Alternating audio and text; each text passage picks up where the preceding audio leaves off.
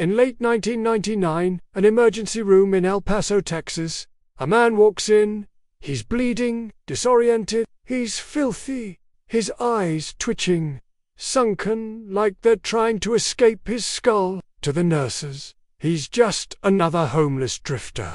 But what they didn't know, what no one knew, was that this man was a living nightmare. A nightmare who claimed to have murdered up to 70 people in just a few days. The decades-long story he'd buried would begin to unravel. To truly understand Tommy Lynn Sells, you have to go back. Back to the beginning. And the beginning, friends, is a horror show on its own. Tommy was born on June 28, 1964, in Oakland, California. One of 5 children, in a family already struggling with instability. Among those siblings was his twin sister, Tammy Jean. But just a year and a half after their birth, tragedy struck. Tammy died of meningitis, a devastating blow to the family. Tommy, too, had contracted the disease, but he somehow managed to survive. The trauma of losing his sister, coupled with his own near-death experience, would mark the beginning of his troubled, chaotic life. It's hard to say if it was fate or something darker, but after that, Tommy's existence became a downward spiral. In many ways, he was never meant to survive.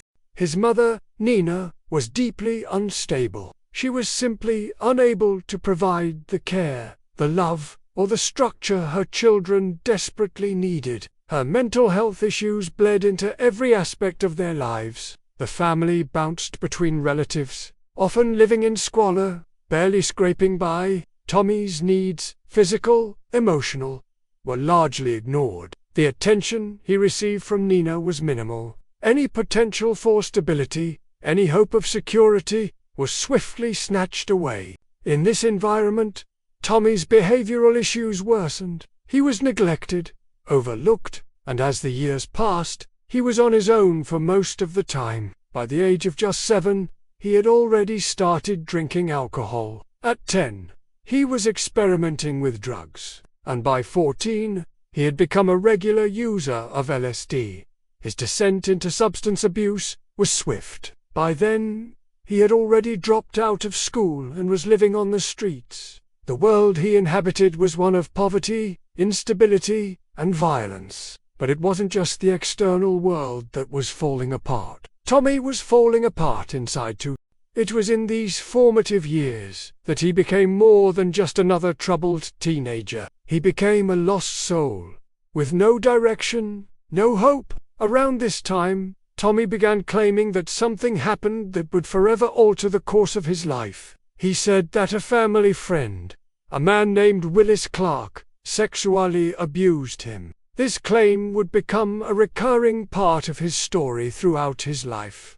But the truth of it remains uncertain. Was it genuine abuse, or simply another manifestation of Tommy's deeply ingrained need to manipulate and control the narrative of his own life? It's unclear. But what is absolutely certain is that from that point on, Tommy's anger became something that defined him. He became more erratic, more violent, more dangerous. At 15, Tommy told stories about his first murder. He claimed that while breaking into a house, he discovered a man molesting a young boy. In a fit of rage, Tommy said he beat the man to death. But here's the chilling part. No evidence of this crime was ever found. No body, no police report, nothing to substantiate his claim. Yet, for Tommy, this story was a point of pride. Whether it was true or fabricated, it became part of his twisted self-myth. He seemed to relish the idea of being a killer, even if it was only in his own narrative. From there, he was on the move. A true drifter. He crisscrossed the United States, hitchhiking, hopping trains, living under bridges. He worked at carnivals. He panhandled, and all along the way, people died. Take 1985. In Springfield, Missouri, 35-year-old Enna Court and her 4-year-old son Rory were found dead in their home. Enna had been stabbed multiple times and sexually assaulted. Rory had been drowned in the bathtub. Sells later confessed to that murder. He said he met Ina at a bar, followed her home, and killed them both because she reminded him of his mother. That same year, he was working at a carnival in Arkansas. He met a 19-year-old woman named Fabian Witherspoon. She offered to take him to a house, give him food and a shower. He repaid her by stabbing her 18 times. Somehow, miraculously, she survived. He didn't. Tommy was arrested, sentenced to 5 years in prison. While incarcerated, he was diagnosed with a laundry list of mental health issues: bipolar disorder, antisocial personality disorder, hallucinations. But here's the shocking twist. He was released after serving just 2 years. After that, it got worse. One of the most horrific crimes Tommy Lynn Sells was linked to happened in November 1987. In a small town called Ina, Illinois.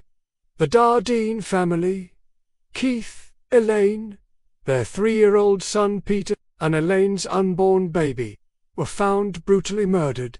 Keith had been shot and mutilated. Elaine had been beaten to death with a baseball bat while holding Peter, who was also killed. Elaine even went into labor during the assault. Sells said he then killed the newborn. It was pure evil.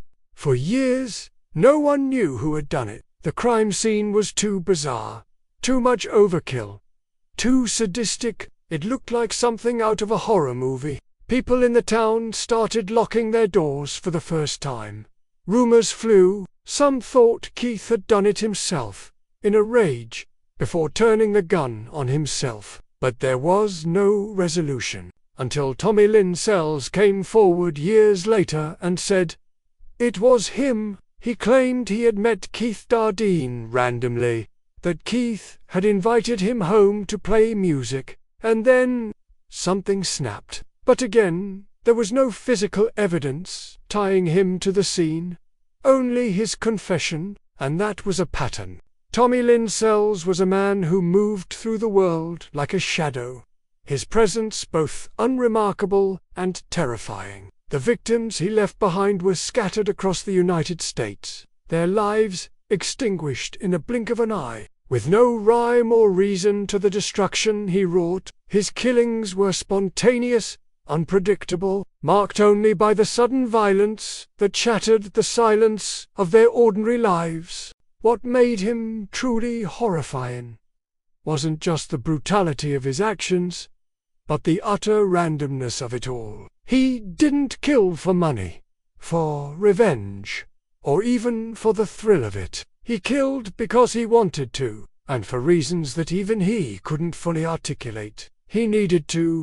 Sells had no distinct pattern to his killings. Unlike most serial killers, who have particular types of victims or a signature method, Sells could strike anywhere, at any time, with anyone as his target.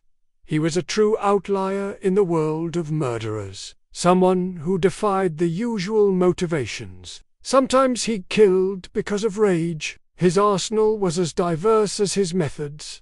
Knives, guns, his bare hands. His killings were quick, brutal, and without mercy. He didn't need a plan or a motive. He just needed a victim. The FBI classified Sells as a spree killer, rather than a serial killer. The distinction was important, though both labels marked him as a dangerous predator. A serial killer typically follows a pattern: victimology, methodology, cooling off periods between murders. Not Tommy Lynn Sells. His murders were erratic, with no set intervals between them.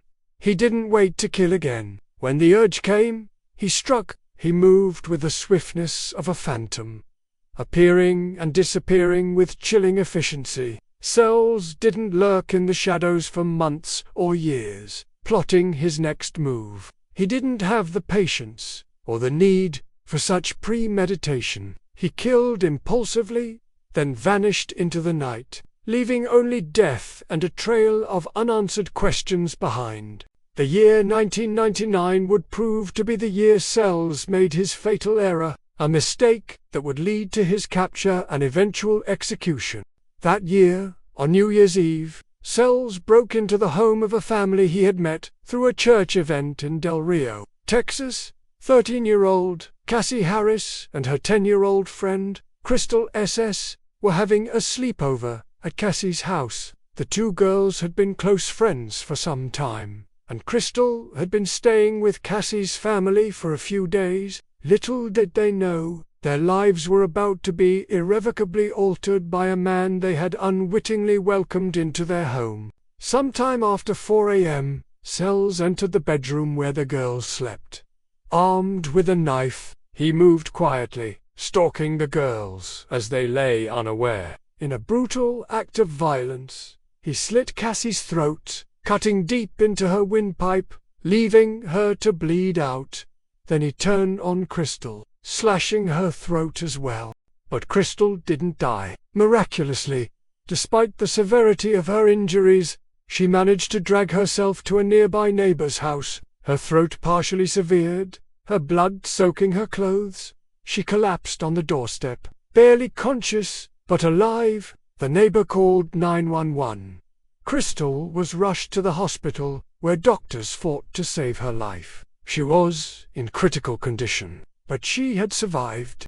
More importantly, she had a memory. Despite the trauma, Crystal could vividly recall the face of the man who had attacked her. Cassie.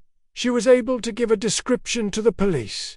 A sketch was made based on her recollections. The likeness was uncanny. Law enforcement quickly focused their efforts on finding the man who matched the description, and soon, their investigation led them directly to Tommy Lynn Sells.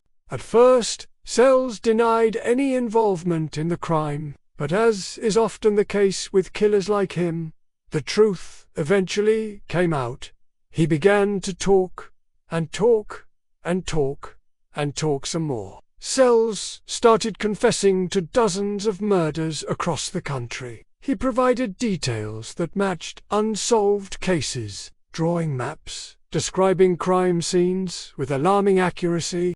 But there were inconsistencies in his stories. Sometimes he gave the right details but got the dates or names wrong. Other times, he invented victims that had never existed. It was clear that Sells was trying to take credit for as many killings as possible, but separating fact from fiction became nearly impossible. While law enforcement believed he was responsible for at least 22 murders, Sells insisted the number was closer to 70. His transient lifestyle and lack of forensic evidence made it difficult to definitively link him to more deaths. But given the sheer number of unsolved cases, and the span of time over which he had been active, it was entirely possible that he was telling the truth. Sells was a drifter, moving from town to town, from state to state, leaving behind a string of victims that stretched over nearly 2 decades. In 2000, Sells was convicted of the murder of Cassie Harris and sentenced to death. His trial was harrowing, as Crystal S's, the girl who survived his attack, took the stand to testify against him.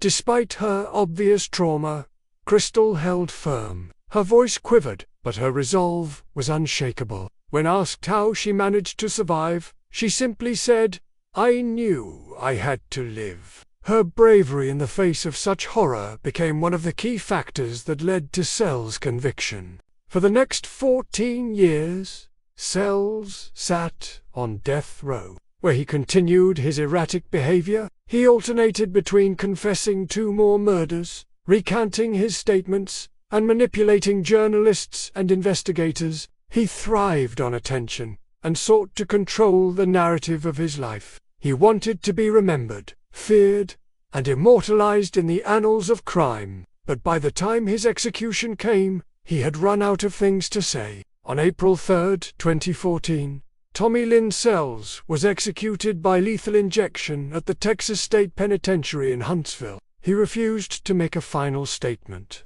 After his death, law enforcement revisited a number of cold cases that might have involved Sells. Some families found closure, while others were left with even more unanswered questions. For many, The only lingering connection to Sells was the horrifying possibility that their loved one's death had been part of his random spree of violence, that someone they loved might have been just another victim of a man who killed without warning, without reason, and without mercy. Tommy Lynn Sells remains one of the lesser-known, but most terrifying killers in modern criminal history, not only because of the lives he violently claimed, but also because of the unsettling randomness with which he did so. His killings lacked any clear pattern, purpose, or motive. Each act was a senseless eruption of violence, seemingly without reason or warning. This chaotic unpredictability made him an even more chilling figure, as his victims were often chosen at random, leaving families to wonder if their loved ones were simply in the wrong place at the wrong time, or if they had become yet another casualty of Sells' inexplicable thirst for destruction. For those left behind, the unanswered questions and haunting uncertainty continue to echo, deepening the tragedy of his little-known reign of terror. What do you think was the most disturbing aspect of Tommy Lynn Sells' reign of terror? Let me know in the comments below. And if you found this story as chilling as I did, don't forget to like this video and subscribe for more deep dives into the darkest corners of true crime. I look forward to seeing you in the next one.